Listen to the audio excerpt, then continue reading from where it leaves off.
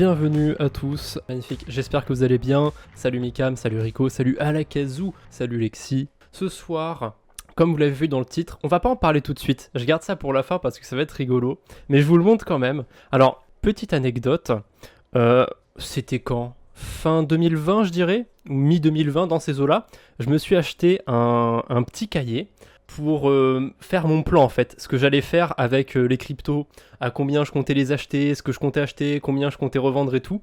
Et j'ai même le suivi de quelques transactions que j'ai faites. Tout ça se trouve dans mon fameux cahier de compte, hein, pas de brouillon, attention j'ai barré. Ah, c'est horrible, ça va être marrant. Je me suis spoilé un petit peu, c'est un truc que vraiment, j'ai fait mon plan, j'y ai pas retouché depuis début 2021. Je me suis spoilé un tout petit peu, mais sincèrement, 1 an et demi que j'ai pas ouvert ce truc, il y a des pépites dedans, ça va être marrant. Premier petit sujet vraiment léger pour commencer, je prépare une deuxième vidéo sur les tokenomics, parce que je trouve que c'est un sujet important qui est assez délaissé par la plupart des débutants. Les gens ils vont surtout se focaliser sur le prix d'une crypto, éventuellement sa market cap et les gens vont en rester là et puis c'est tout. Si c'est une crypto pas chère, je vais en acheter et peut-être que dans 10-20 ans ça fera x100. Enfin, je caricature un petit peu, mais globalement il y a beaucoup de gens qui font ça et même moi au tout début j'avais acheté un petit peu d'Ethereum classique et de Bitcoin Cash parce que c'était comme de l'Ether et du Bitcoin en moins cher. Bon, après j'ai compris que c'était pas ça justement, mais voilà. Je suis passé par là, beaucoup de débutants passent par là et voilà, j'essaye d'apporter un petit peu ma pierre à l'édifice. Et en préparant justement cette deuxième vidéo sur les tokenomics, j'ai été voir ce qui se passait du côté de Apecoin, nos très chers amis de chez Yuga Labs. Donc vous savez sûrement que le Apecoin a été distribué aux détenteurs de NFT de Yuga Labs, donc tous les Bored Ape Yacht Club, putain c'est chiant à dire, bref vous avez compris, les images de singes qui valent super cher. Ce qui m'embête un petit peu c'est que l'airdrop, juste ici vous voyez, il y a 150 millions de Ape qui ont été donnés sous forme d'airdrop. Donc au total il y aura 1 milliard de Apecoin, donc ça veut dire qu'ils ont donné 15% de tous les tokens qui existeront, tout simplement aux gens qui avaient des NFT. Alors pour titre de comparaison, Uniswap ils ont fait la même chose, c'est-à-dire que 15% des unis qu'il y aura à jamais en circulation ont été donnés dans un airdrop. Après c'est un peu différent parce que pour vraiment avoir eu le airdrop du Apecoin, fallait se lever de bonne heure quoi, vraiment, c'est soit fallait découvrir le truc au tout début quand minter un NFT ça valait rien, soit faut avoir un portefeuille assez solide. Et la plupart des gens qui ont eu l'airdrop ont eu un portefeuille assez solide, hein. Il y a peu de gens qui avaient pas grand chose et qui ont juste eu de la chance de découvrir ça avant tout le monde. Il y en a sûrement dans le lot, mais voilà, c'est pas la majorité. Et actuellement, en fait, ce qui me choque le plus, c'est que vous voyez, il y en a 150 millions qui ont été distribués comme ça dans l'airdrop, et actuellement, il y en a 300 millions en circulation. Ça veut dire que la moitié, en fait, des apes qui ont été distribués, c'est l'airdrop. Ça fait beaucoup, je trouve. Mais c'est pas ça qui m'inquiète le plus. Ce qui m'inquiète le plus, c'est la deuxième moitié, en fait. Quand on regarde un petit peu les tokenomics, on peut voir comment les tokens Ape sont distribués, et pour l'instant il y a pas mal de choses qui sont bloquées, qui commenceront à être distribuées que 1 an après la création du projet. Donc typiquement ça, juste en bas, tout en bas, vous voyez, il y a écrit que c'est bloqué pendant 12 mois et qu'ensuite c'est rétribué pendant 36 mois, donc 3 ans. Et d'ailleurs, la dernière ligne, celle d'en bas, c'est 8% des tokens donnés aux fondateurs. Ils se mettent bien quand même, 8%. Alors, je sais, sincèrement, je ne saurais pas donner une moyenne de ce que se donnent les développeurs, les fondateurs en moyenne, mais 8%, ça me paraît être quand même une fourchette assez élevée. André Cronje pour Yearn Finance, il s'est pris 0 token. Satoshi Nakamoto, il a 1 million de BTC sur son adresse. Ça fait quoi ? 5% des bitcoins actuels, enfin non, des bitcoins qu'il y aura à jamais. Donc actuellement ça fait pas 5%, mais voilà, même Satoshi Nakamoto n'a pas 8%. Je trouve ça quand même ouais, ils se font pas chier quoi. Et pour l'instant la plupart en fait des tokens n'ont pas été distribués, et ceux qui ont été distribués, vous voyez, initialement il y en a eu 117 500 000 qui ont été distribués, enfin pas distribués mais mintés, créés pour la trésorerie de Yuga Labs. Et donc globalement en fait 50% des tokens ont été distribués à l'airdrop aux gens qui avaient des NFT, et 50% des tokens c'est Yuga Labs qui les ont dans leur trésorerie. Alors c'est pas une si mauvaise chose qu'ils les aient, parce qu'ils peuvent très bien les distribuer, faire des campagnes d'incitation ou quoi que ce soit, mais pour l'instant je suis pas le projet de très près, mais j'ai pas l'impression qu'ils aient rétribué, donné beaucoup de leurs tokens. Ils doivent en avoir gardé pas mal, je pense, j'ai pas la source. Globalement je suis pas hyper satisfait de cette distribution. Je trouve qu'il y a mieux, mais voilà. Le plus ironique aussi, c'est qu'ils ont prévu de donner 1% des tokens qui existeront à jamais à une œuvre de charité. 1% pour une œuvre de charité, 8% pour les fondateurs. Voilà. Sauver des animaux, c'est vrai que c'est quand même moins important que d'acheter les villas des fondateurs, j'en sais rien. Je ne diffame pas, évidemment, je donne juste mon avis. Hein. Faites ce que vous voulez de cette information.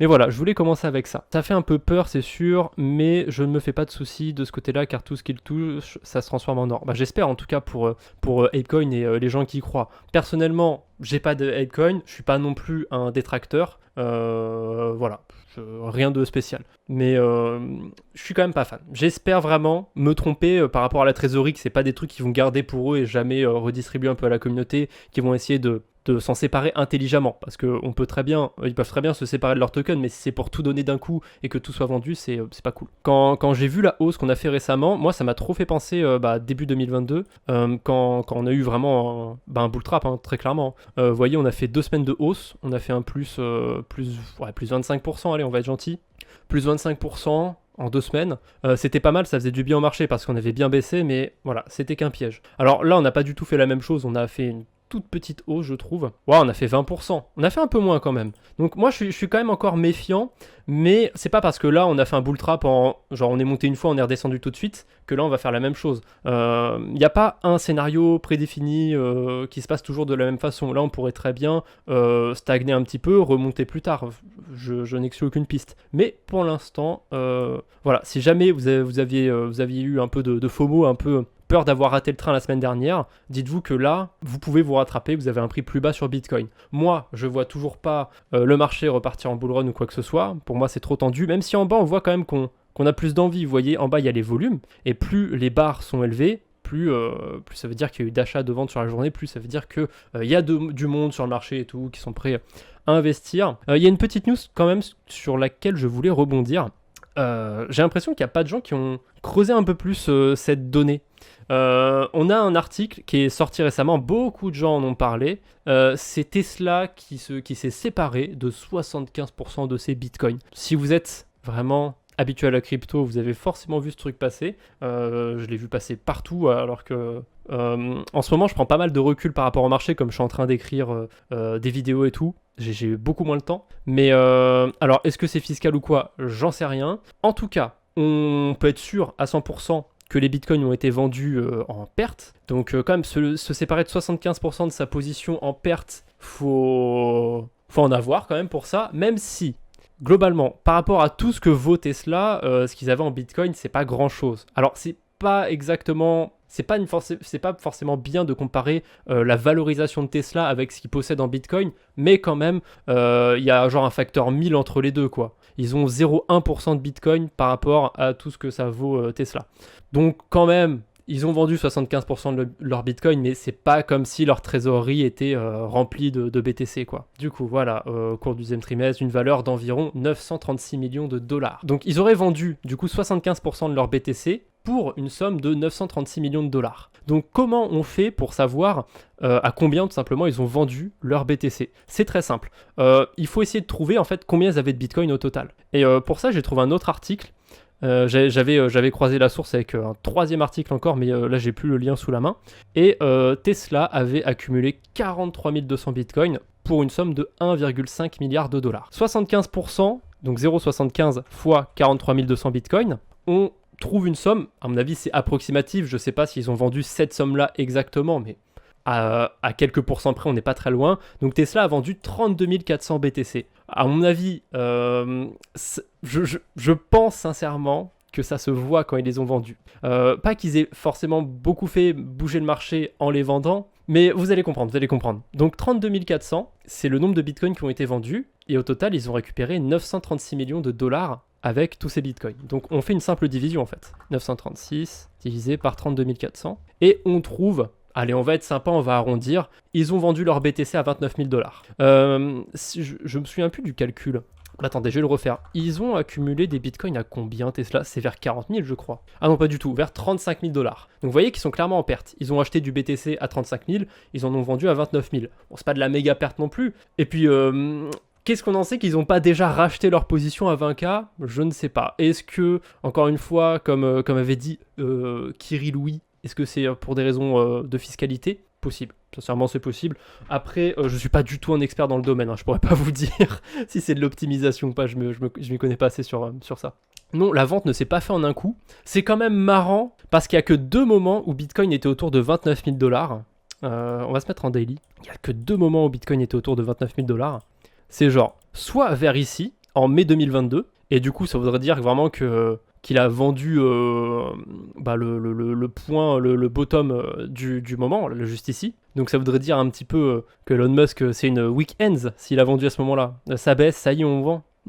Par contre, il y a un deuxième moment où Bitcoin est venu vers 29 000 $, et je dis pas justement que Tesla a engendré la baisse, mais comme par hasard, ça arrivait au même moment que la baisse juste ici. C'est un heureux hasard, et pour le coup, s'il a vendu à ce moment-là les bitcoins, si les bitcoins ont été vendus à ce moment-là, c'est plus un bon move entre guillemets, parce que ça a été vendu juste avant que ça baisse. Vous avez toutes les informations par rapport à ça, enfin toutes. Vous en avez un peu plus que juste l'article qui vous dit qu'ils ont vendu 75% de leur BTC. L'autre truc qui était intéressant, c'est en termes de données. Si Tesla avait gardé ses bitcoins, au cours actuel, ça vaudrait 910 millions de $. Et ils ont récupéré 936 millions de $, et il leur reste encore des BTC. Donc sincèrement, même s'ils ont fait des pertes globalement, ça reste un assez bon move. S'ils avaient tout hold aujourd'hui, ça vaudrait encore moins.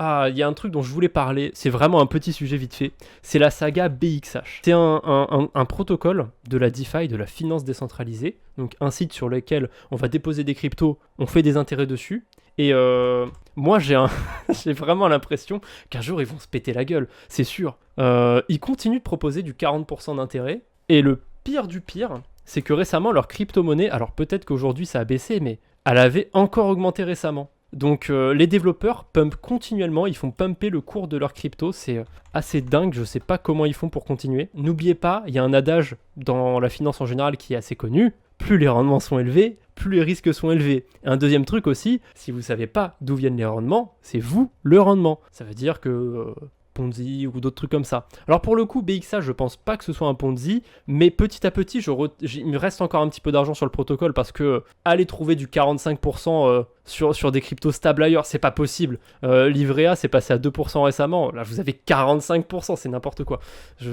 C'est juste pas comparable. Même en temps de bull run, c'est très compétitif. Et là, on est en bear market. C'est ouf qu'ils arrivent à proposer ça. Il y a anguille sous roche, forcément. J'aime bien regarder de temps en temps ce qui se passe, qui avance sur le projet, et c'est toujours aussi suspicieux, quoi. Regardez, ça c'est le graphique du BXH. Alors avant, c'était vraiment hyper suspect, vous voyez. C'est le cours, il était plat, d'un coup, pouf, ça remontait fort. Ça redescendait parce que les gens vendaient leur token BXH, pouf, ça remontait fort, et on sentait vraiment que c'était la team qui faisait remonter le prix du token, vous voyez, c'est les développeurs qui faisaient ça. Mais là, ils ont dû changer de strat parce que maintenant, ça fait plus les mêmes amplitudes qu'avant. Enfin, en tout cas, ça fait des mèches comme ça. Je sais pas, mais vous voyez, ça fait plus les gros traits dégueulasses qu'il y avait avant. Ils ont dû changer de stratégie. Donc, sincèrement, je sais pas quoi en penser. Mais il y a 50 millions sur ce protocole. C'est pas un si gros projet de la DeFi. Mais je call. Si ça continue comme ça sur tout 2022, il y a un moment, ça va se péter la gueule. C'est sûr. Je call. Hein. On verra bien. Peut-être que je me trompe. Je sais pas comment ils vont trouver leur argent, BXH. Dans ma tête, j'ai plusieurs théories, mais qui sont pas logiques en fait. Est-ce que BXH, j'en sais rien, ils ont de l'argent qu'ils n'arrivent pas à dépenser et du coup... ils le donnent sur la blockchain, j'en sais rien. Est-ce que ça a été fondé par des gars qui ont fait des rug pools, qui ont hacké des plateformes et qui redistribuent l'argent? J'en ai aucune idée, je sais pas.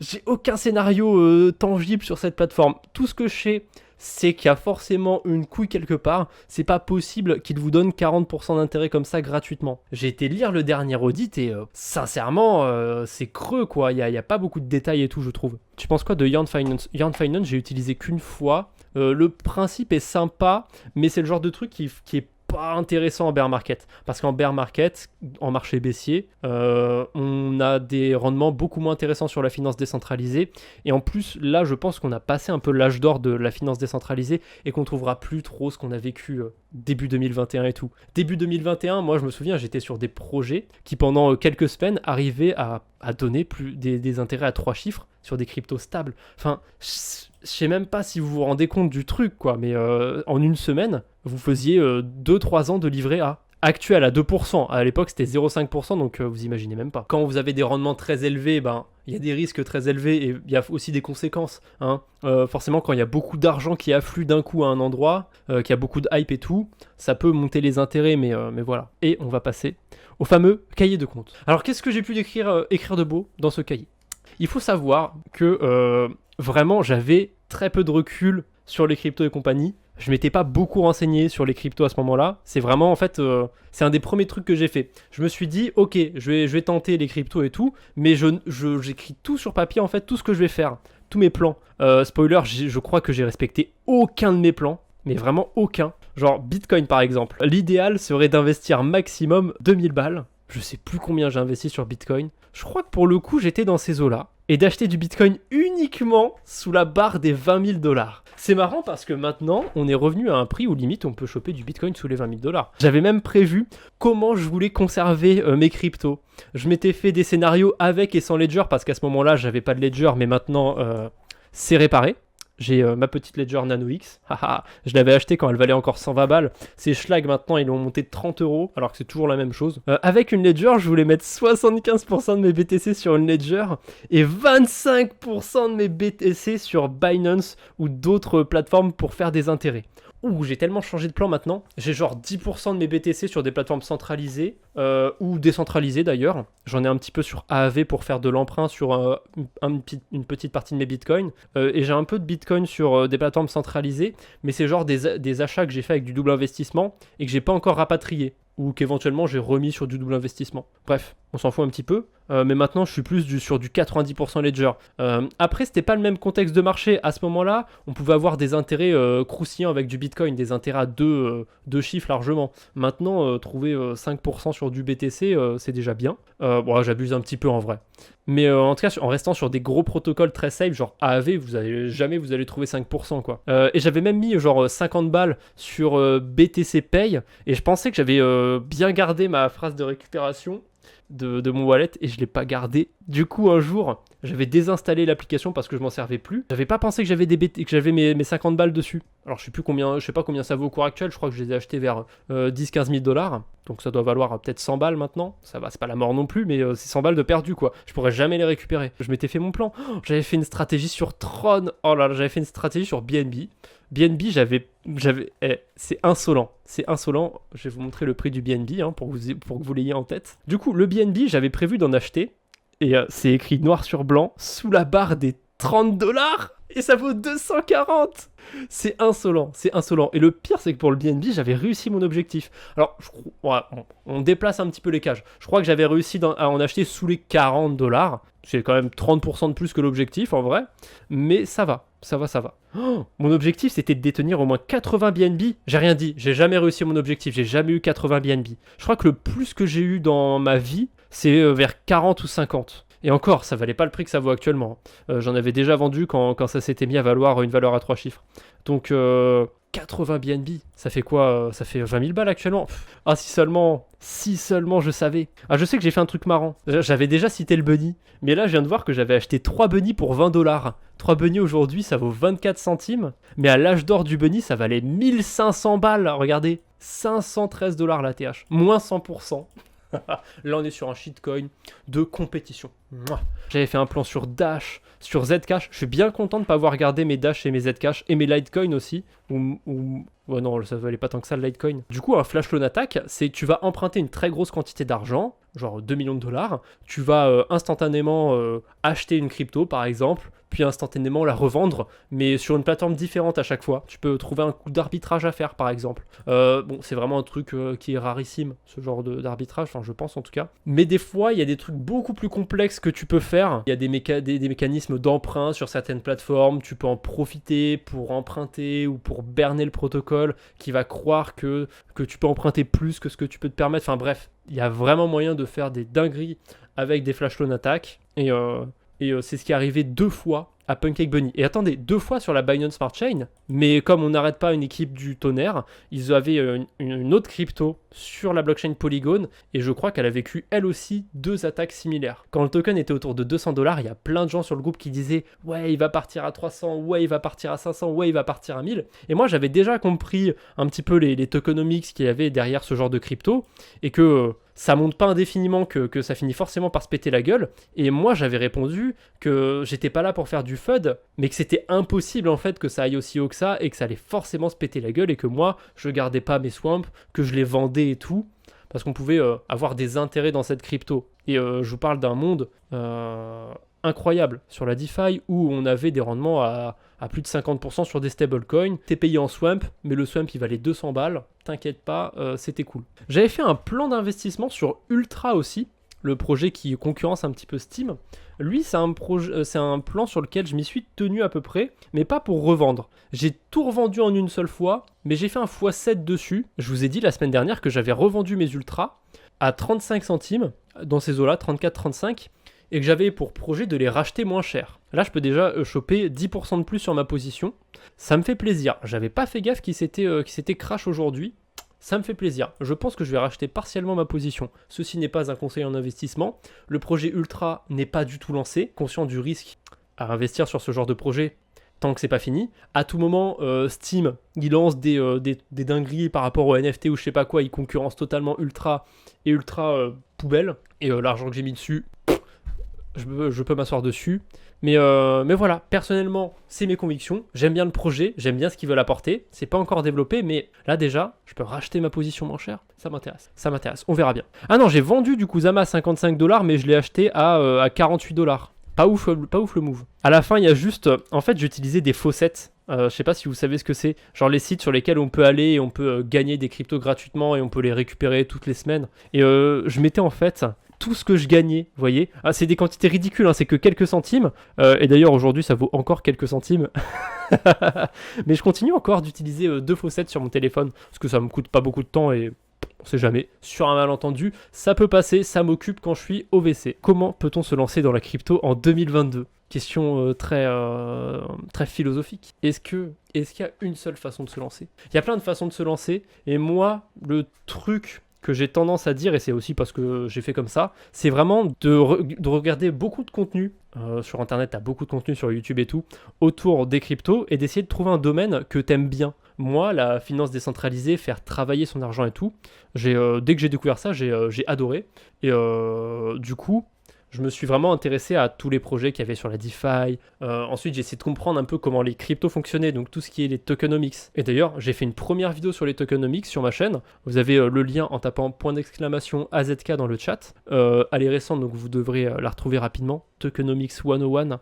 Et j'ai une deuxième vidéo qui arrive. Et voilà, moi c'est un sujet qui me passionne bien. Et ce que je conseille un petit peu aux gens, si vraiment ils veulent s'intéresser aux cryptos, c'est tellement un domaine qui est devenu vaste en fait. Il y a moyen de trouver un sous-domaine dans les cryptos qui peut t'intéresser. Et voilà. Et la meilleure façon de se lancer de toute façon, c'est de mettre un petit peu d'argent. Tu mets 10, 50, 100 balles, ça dépend de ce que tu peux te permettre de mettre, pour voir comment ça fonctionne. J'aurais pu parler des assurances par exemple, mais c'est chiant.